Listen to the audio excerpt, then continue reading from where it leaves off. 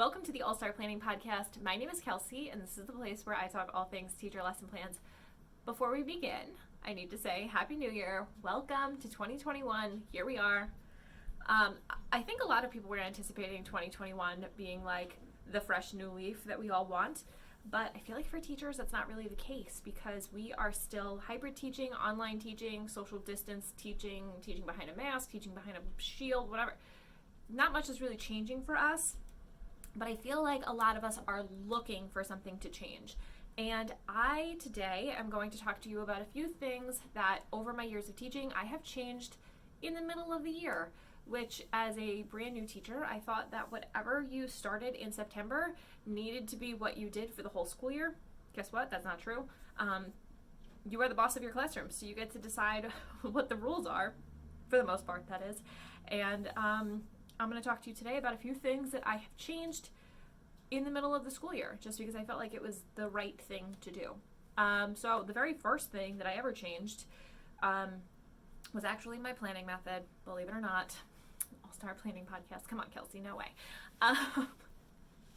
So what had actually happened, if you don't know the story, I was going to be potentially observed by the superintendent. It actually never wound up happening, which was kind of disappointing.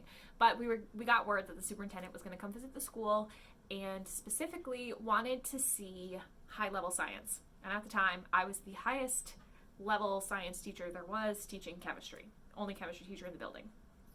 So my assistant principal asked to look over my lesson plans, just kind of give it a once-over, make sure that I was properly representing the school. I don't know what for, honestly. So I went down to his office and he asked me, "Kels, how are you doing?" And I was honest and I said, "I'm drowning. I hate everything about this job. I have no minute of rest or reprieve from this job, from the stress. It never, ever, ever, ever, ever stops. I work till 1 o'clock in the morning. I'm up at 6. I drive to work all day. I'm listening to audiobooks and everything to try to get ahead." And I was really drowning. And he, I think, was trying to be reassuring, but basically had said to me, "Yeah, don't worry, everybody feels this way. Every new teacher feels this way. You'll probably feel like this for, 7 years." And I was floored. I was so angry. I mean, I couldn't be angry in that moment because we were kind of, working on stuff. But for the next 4 weeks, this was right before Thanksgiving, I was racking my brain trying to figure out how to not feel like hot garbage and hate my job. So, to preface this, the school had kind of accidentally set me up to think that I needed to plan week by week. And the reason for that is because we had to provide the kids with what they called a homework sheet, which was all of the homework assignments that the kids were going to have for the whole week. So Monday through Friday, homework assignments Monday through Friday. And that kind of put me in a mindset of I need to plan Monday to Friday. Well, planning Monday to Friday doesn't really work when you have no idea what comes the following Monday. So this led to all of the craziness and not knowing what to do or where I was going and all the stress. The next 4 weeks between Thanksgiving and Christmas, I was racking my brain just thinking, what can I do to make this not the case? I don't want to feel like I hate my job. The kids deserve a teacher who likes their job, wants to be there, and nothing really came to me. I realized that not knowing what comes the Monday after was a big part of the problem. So it was partially a moment of frustration and partly because I thought it was the right thing to do. I took a pair of scissors to my standards, chopped them into a billion pieces, not really, 189, because that's how many standards and skills I had, and organized it from there. Instead of starting at the lesson plan and writing the whole thing and then going back and finding standards, I said, I'm going to use my standards to kind of guide me. So that helped a lot. And that was 4 weeks of racking my brain while also trying to keep up with lesson plans. It just was not working for me. So that is the All-Star Planning method. From that point forward, I changed the way that I plan absolutely everything. And if you're interested in the planning method, I have a masterclass. I'm sure you're picking up the pieces here across all of the episodes, but the masterclass is very straightforward. 1, 2, 3, 4, 5. This is how we do it. And you can find that at plan.kelseyreevy.com if you're interested. It's free. Just take the little 45-minute class, see if it'll help you, because I don't want you to feel like hot garbage. I don't want you to hate your job. I don't want you to feel like you're just trying to survive until the upcoming break or the upcoming weekend, because breaks and weekends are meant for you to rest and relax and recharge, and they are not for you to get caught up on lesson plans. That's not the point. I can tell you, I write all of my lesson plans during contract hours. The only time I am working after school hours is when I'm doing something like super crafty, fresh, new, out of the box, and I'm willing to put in the time for that. Like, I have perhaps a worksheet on molar mass, and I don't want to do that this year. I want to try something else. That is like the fun extra stuff that I do, is the only thing I do after hours. And honestly, I could swing it where I don't have to. It's just, I don't know, there's something there's something fun about the research aspect. Maybe it's the scientist in my brain, but I really like that. So I'm willing to do that, but I don't have to. So I want you to be in that same position as well, where you can choose to work after hours and that you don't have to. So sign up for the masterclass if you don't have a good planning method. Also, change your planning method if it doesn't work for you. You're allowed to do that. You don't need my permission. You're mostly the boss of your own classroom. So find something that works. Another major thing that I have changed in the middle of a school year is my behavior management. When I had first started teaching, they give you like this stupid rule where they say you got to lay down the rules in September and you're not allowed to smile until Christmas and you have to be really strict and really mean and blah, blah, blah. That's a lie. I would say for behavior management, you really just need 4 to 6 weeks of some basic classroom rules / expectations, and then more or less figure out your situation from there. And there's a few things here. One, whatever you lay down, you gotta enforce it. Doesn't even matter if the rule is like the kids can't raise their left hand, they can only raise their right hand. Something as ridiculous as that, which obviously dumb. But whatever you lay down, you gotta enforce. Doesn't even matter if it's like every kid needs to touch their nose as they walk through the classroom door. Doesn't matter. That's the first thing. The second thing is that you're allowed to smile at your students. You're allowed to be nice to them and friendly and polite and, hey, what's up? How are ya? You're allowed to do those things. Whoever is giving that advice, stop doing it. It's the wrong advice. I think you have the best behavior management strategies when you smile at your kids and you know, they know that you enjoy being there and you like them and you want to have a fun time and a good time and whatever. So that's just a little bit of Kelsey advice for you. But my behavior management, I was in a situation for my first few years of teaching where the kids would be put in a class in 6th grade. It was a 6 to 12 school, and they would spend 6th grade to 12th grade with the same like 30 kids. They were in the same class and the classes were numbered. So it was like class 101, 102, 103, and that was, say, all of the 6th grade classes. And then they would become 7th graders and they'd be 201, 202, 203, whatever. That created a weird thing for me because I was expecting to have like a few kids be best friends and the rest of them like kind of know each other, whatever. Because that was the situation I was in high school, because this cohort model is something that I'd never heard of. But it turns out by the time they get to 11th grade, they're all basically brothers and sisters, and they bicker and argue all day long, and it's really like being in a family that you're not really a part of. They're a family and you're an outsider. And I was thinking that my behavior management was one thing, and then the kids behaved in a different way, and the two didn't mix. And then among that, each of the kids had their own personalities, and they had their own interactions with each other. For having 160 students and then being thrown into this like cohort model, I had no idea what I was doing. It took me a very long time to realize that you can treat different classes differently. You can, on some level, treat different kids differently. I don't necessarily recommend that on the whole, But I will say I have had many students that have been show outs. Like they need some attention, they need a spotlight, and if you don't give it to them, they will take it. And there's nothing wrong with these kids. I love them. I love all of my students, but these kids they just need a little extra attention. They need a minute. They need all the eyes in the room focused on them. And I think a lot of the time teachers butt heads with these kids because you would think like the teacher needs all 1, 2, 3 eyes on me, right? So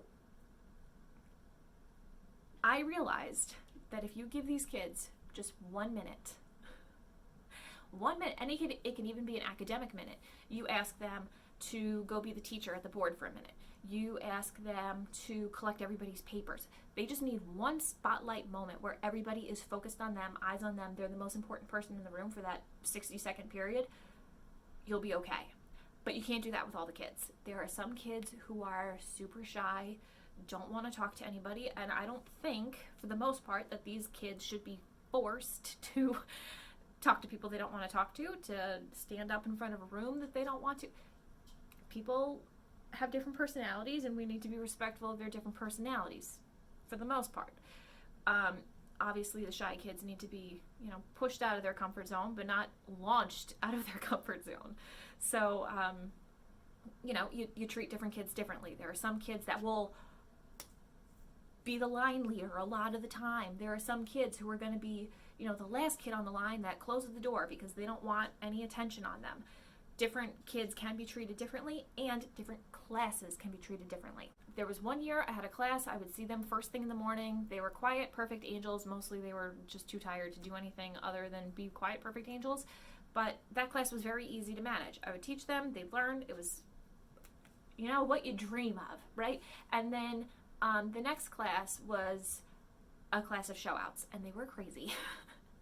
They were all best friends, but they were also like friends that would make fun of each other and in like a joking, fun way. And trying to decipher what was joking and what was mean was kind of hard to figure out right off the bat. So I just assumed that everything was them being mean to each other. And then they were a bunch of kids who needed spotlights. And I couldn't figure out, because I had previously only had like 2 or 3 spotlight kids per class, and this was like 50% of the class for spotlight kids, and it was hard to figure out. So it took me a few months to figure out the personalities of the kids and how they interacted with each other and how that all interacted with me. But I had started a behavior management system that obviously didn't work because I would be very uptight every time they would come in the room. They were kids that just drove me crazy, and they would get under my skin, and every little thing that they did just felt backwards. It felt wrong. It felt like it wasn't working. So I did a bunch of research, and I found a very elementary behavior management system that actually rocked the house. It was some type of competition, and they were working for stickers, of all things. Stickers. And then they would earn so many stickers, and they would move up to a level, and it was like a competition, and it was like a whole ordeal. And I would get them to earn stickers for showing up on time, for doing their homework, for being kind to others, for doing me a favor, like passing out papers, nothing like crazy. They could earn a sticker for answering a question, for asking a good question. There was a million and one things that they could earn stickers for. It was entirely at my discretion, and it changed everything. And then once we had this like system of this is how you're supposed to act in Mr. Reevy's classroom, we could spend the rest of the time growing excellent relationships. These kids have asked me to write recommendations. They have asked me, and I've been 100% willing to do it, because after getting through that weird figuring out the behavior management aspect of the classroom, we were able to like grow meaningful relationships. And some of these kids are some of my favorite kids I've ever taught. And I know that there's no such thing as the teacher's favorites, but there are some kids that you're like, man, when you graduate, I would love to get a cup of coffee with you. You are a kid that I wouldn't mind seeing again. If I was in the grocery store, I would not mind like having a conversation with you. I'm not like gonna hide and pretend I didn't see you. We have kids like that. We all have kids like that. And if you don't have kids like that, maybe you have parents like that. Or like you have kids that you're like, oh, that's a good kid. I would love to have the little brother or the little sister in a few years. As opposed to like, that kid was a doozy. Can we avoid the little brother and the little sister, please? So these kids have become kids that I, really love and adore. And all of that came from changing my behavior management system. And so this particular class, I treated them very differently than I treated the class that was before them and the class that was after them in the day, because the kids needed different things. And you kind of have to figure out what they need. There's like a learning curve to figure out their personalities and how they interact with each other and how they interact with you. And once you kind of figure that out, you can tailor your behavior management policy to each kid in each class, because you can, for the most part, treat individual students differently, and you absolutely can treat different classes differently. So evaluate your behavior management system. There's lots of different systems. Some things work, other things don't. It's going to depend a lot. One final thing that I think is definitely worth noting is literally my changing of my teaching strategy. 1 year for spring break, I read Whole Brain Teaching, and I don't implement it the way that the book says that you should. I think it's very elementary, like kindergarten, first, second grade, maybe even preschool type of learning. I don't know a lot of the psychology and the background to it, the neuroscience that they claim helps them. But I do know that there are some elements of it that I think work very well for high school. And that particular element is where the teacher teaches for like 2 to 3 minutes, and then students in pairs will repeat/reteach each other. So I would maybe teach for 3 minutes, pass it to the kids and say, okay, partner A, teach partner B what you just learned. So partner A is going to speak what they just learned, and partner B is going to rehear what they just learned. And then they toss it back to me. I will teach for another 2 to 3 minutes and then pass it back to the kids.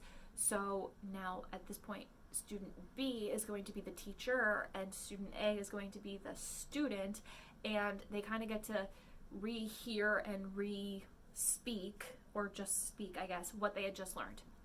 So I thought that this part of the book, this might work. So I implemented it right after spring break. And I don't think there's any time that you need to re-implement or change your strategies, but definitely like after a break, at the semester break, those times in particular really work. The first of a month is a great time. A Monday is a great time. But if you come up with something on a Monday afternoon and need to implement it the next day, Tuesday also works. You can implement these things any day, anytime. So I tell my students, hey, we're going to try this thing. I'm going to teach. You guys are going to teach each other. I kind of explain the whole thing. I am the type of teacher who thinks that honesty is the best policy. So I said to the kids, I read this in a book, and I think it's going to work. And if it doesn't work, then we won't do it anymore. So I have a kid who says, Miss Reevy, this is stupid. I don't want to do this. This is dumb. And I asked, let's just try it one day. So we do the whole thing, and this kid is working really well and participating and doing everything that I ask. And at the end of class, he goes, Miss Reevy, this actually works. So if you have a gut feeling that something's going to work, give it a shot. And if you give it a shot, it doesn't work, try it a few more times, make sure it's not a fluke, make sure it actually doesn't work, and then try something else. That's the whole point of teaching. I actually have a whole podcast episode on lesson reflection, which I also think is important, but you can change things any day, any time. You just need to do some type of analysis on what isn't working, what doesn't make you happy, what isn't easy for your students, and what doesn't make your students happy. And if something falls into that category, it's time to do some research and change it. And I think that you can change anything at any time, but some highlight times are January, a new semester, a new year, a new month. It's a very good time. For me, the new semester starts at the end of January, beginning of February. Another good time. The start of a month, the start of a quarter, the start of a week. Anytime will work. There are like some staple things. If you have like good benchmark times, like after report cards, and you say, hey guys, we've tried this method, it's not really working, let's try something else. If you do trimesters or whatever you're doing, just look for some natural break, I think is the best strategy. But then again, don't wait to fix something that is not working. If it's not working, just fix it right away. Get it done. Because everyone is just going to be happier and feeling better and feeling more put together and more sane, and like their job is a happier place, or that school is a happier place, because that's what we all need. We all need a little bit of sanity, especially in these, crazy times, especially for teaching. So if your Google Classroom is a mess, try organizing it a different way. If your parent strategy is a mess, look at it. Find something, a different way to look at it or approach it. Talk to teachers in your building, figure out what they do with whatever problem you're having, see what other people do and what works, because to some extent, this is going to be like community specific. So if you have a parent communication strategy that isn't working, see what the other teachers are doing in the community, because probably the parents are looking for something similar. The behavior management is another one that kind of works well if you trickle it through a school. So just ask around, see what people are doing. And you know what? Most teachers will love to tell you their strategies. Most teachers are super helpful and are willing to share. That's what I'm doing right here, right now. You can get in contact with me and get any specifics that you want. I'd be happy to help. And then, Instagram, Pinterest, your regular teacher searches are always good places. So that's all I have for you for today. Definitely make sure to do that analysis and see what's not working. And if everything's working, don't change it. If it is working, keep it. Definitely keep the things that do work, because this job is too hard to just be changing stuff willy-nilly. There are definitely some people who need to hear that. This job is too hard to be changing things just willy-nilly. Okay? So if you're interested in the masterclass that I spoke about earlier, it's where I show you how the 5 pieces of the All-Star Planning Method come together. You can find that at plan.kelseyreevy.com. Otherwise, subscribe to the podcast. Comes out every Tuesday, except for Christmas break and Thanksgiving break, because it's a break, baby. It's a break. And that is all. Have a wonderful day.